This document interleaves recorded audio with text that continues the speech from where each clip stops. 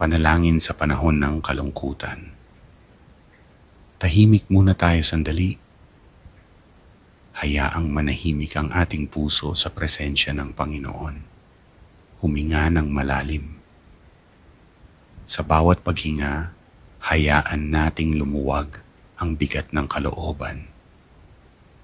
Isuko natin sa Panginoon ang lahat ng ating dinaramdam. Panginoong Jesus, sa gitna ng aking pag-iisa at kalungkutan, dumudulog ako sa iyo. Dama ko ang bigat sa puso at katahimikan sa paligid.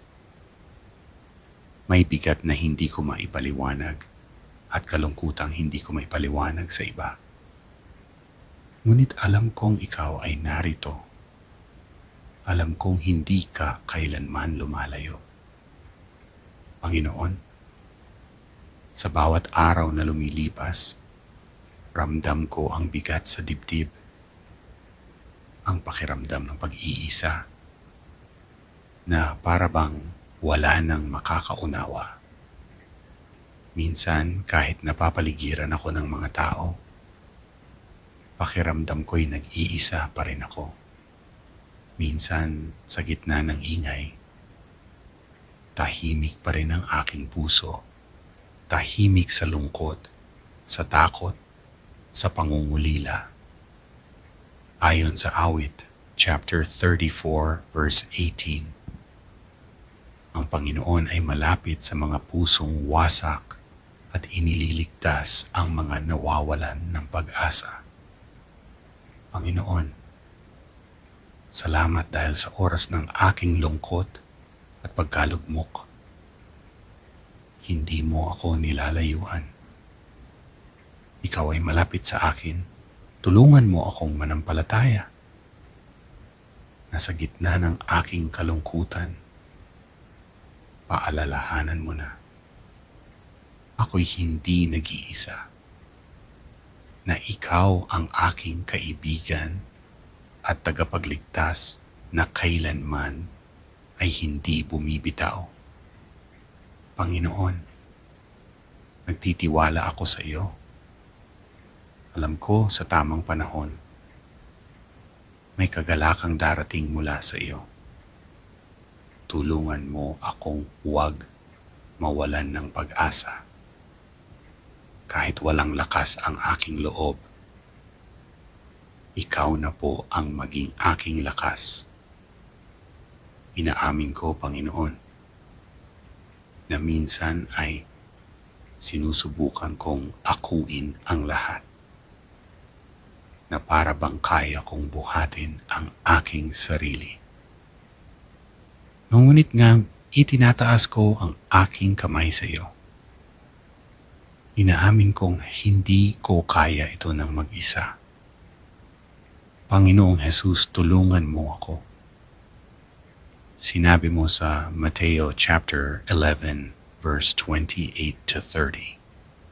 Lumapit kayo sa akin, kayong lahat na nahihirapan at nabibigatan sa inyong pasanin, at kayo'y aking papahingahin.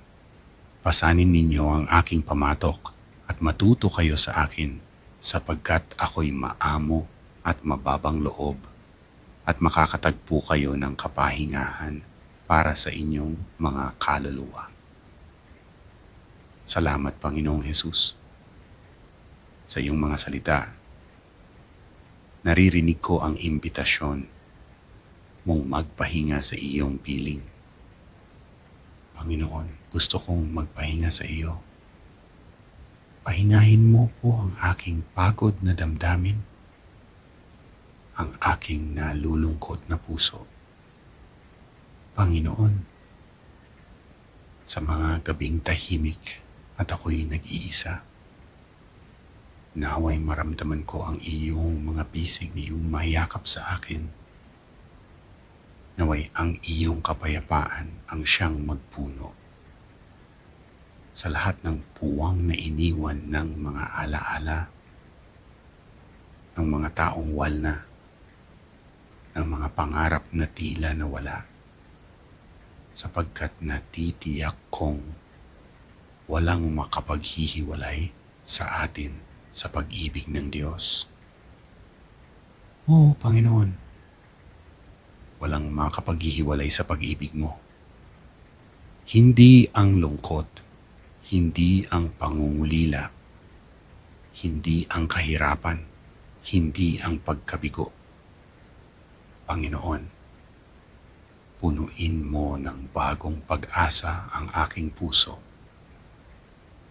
Turuan mo akong muling ngumiti, muling magmahal, at muling maniwala na may magandang plano ka pa sa buhay ko. Salamat, Panginoong Jesus, na sa gitna ng aking kalungkutan, ikaw ay tapat. Hindi mo ako iniwan, hindi mo ako pinabayaan. At kahit ngayon, ramdam ko ang paggabay mo.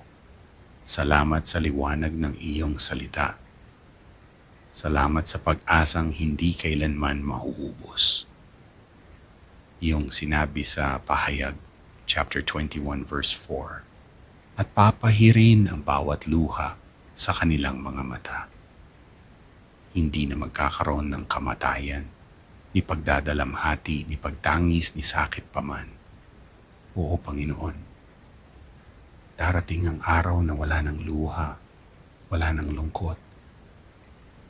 Ngunit habang nandito pa kami, ikaw ang aming lakas. Ikaw ang aming Diyos. Sa iyo ko inilalagak ang aking puso, ang aking lungkot at ang aking pag-asa. At tulungan mo akong makahanap ng kagalakan muli. Sa pangalan ni Jesus. Amen.